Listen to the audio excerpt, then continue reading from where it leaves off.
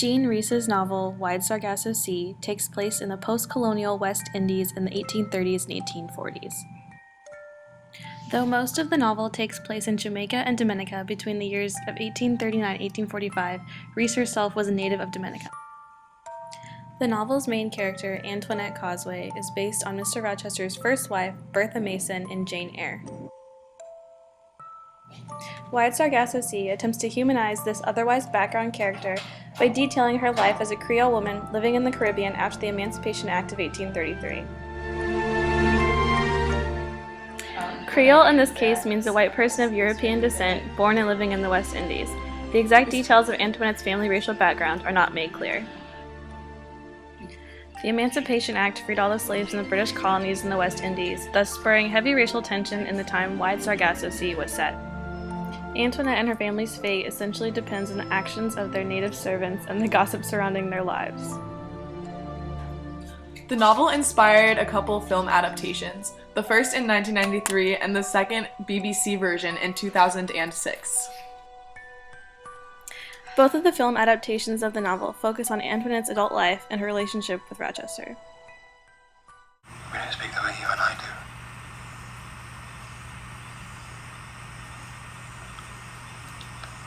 Not from the heart.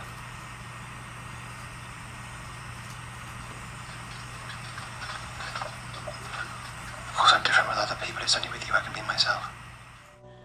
The 2006 version omits Antoinette's childhood completely, and instead opens and closes with an image of her locked away in Rochester's Thornfield estate. Stay here, safe and sound behind these nice thick walls. Better off if you ask me. The world outside is a dark and cold one for one. When are we going to England? You fool! This is England. Rochester is an entirely different character in the film than he is in the novel. While in the novel he seems to have been written as a pseudo-villain, the film portrays him as a protagonist. His thoughts and actions even seem to overshadow Antoinette's. Edward, what are you doing? Sorry. Is everything on this island designed to prick, bite or sting? Not everything.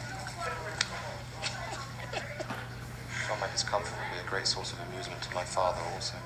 His laughter must be echoing the length of Piccadilly. Nonsense. His concern is simply to see you make something of yourself. I'm sure you, Richard, my father's sole concern is maintaining the reputation of the Rochester name. A task which falls almost entirely on my brother. A man's good name can be his greatest asset. In this film, Edward Rochester is sympathetically displayed as the victim of his environment and circumstances that he believes himself to be. In the spirit of cutting vital characters' roles for the sake of cinematography, both Daniel Causeway and Christophine's parts are abbreviated significantly. Omitted from the script are Daniel Causeway's letters to Rochester, attempting to reveal the Causeway family past. Also omitted from the film's plot is Rochester's dark curiosity and willingness to seek out and actively pursue Daniel's truth by hearsay. My name is Causeway, sir. Like your wife's, Daniel Causeway, your wife's father also, my father. I am your wife's brother by another lady. What do you want? To help you, sir. I fear that you have been deceived. Causeway are wicked family, slave owners. But wickedness not the worst. There's madness too. Instead, Daniel accosts Rochester in his home, bombarding him with information he did not choose to hear. Through this plot, Rochester's borderline malice in finding information about his wife's family's psychiatric past is lost, and he is victim of unwanted information. Christophine's character is also largely abbreviated. Although she plays such a meaningful role in Antoinette's upbringing, in the film she's minimized and reduced to a sorceress out to steal Rochester of his livelihood. What are things I know? What, how to spy on him?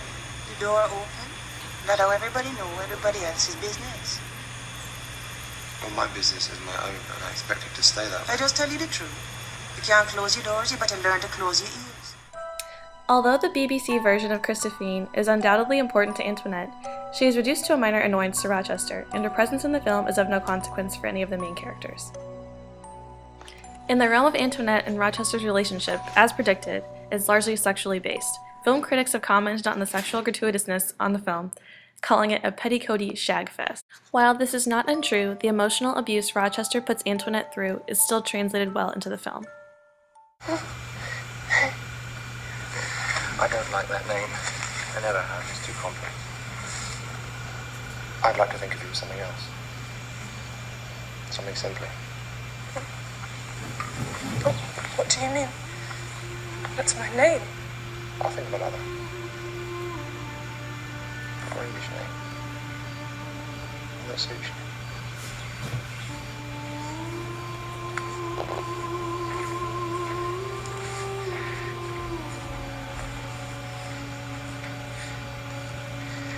But my name is Antoinette!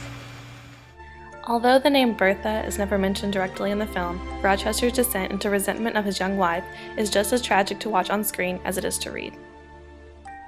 The only scene I found to be true to the novel's brevity was the final scene depicting a completely mentally deteriorated Antoinette wandering through Thornfield to eventually set fire to the estate and jump to her death. We lost our way to England. I fell asleep, and when I woke, we were in colder waters. We had crossed the wide Sargasso Sea, but we changed course and lost our way.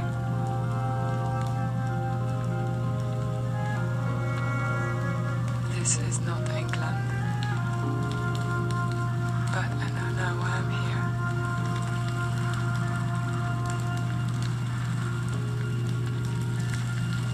I know what I must do.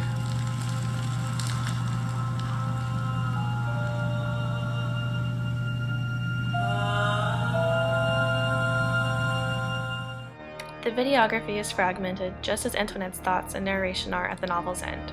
Her blank stares, filled with hate, are brought to an abrupt end when she fulfills the fiery prophecy she dreamed about.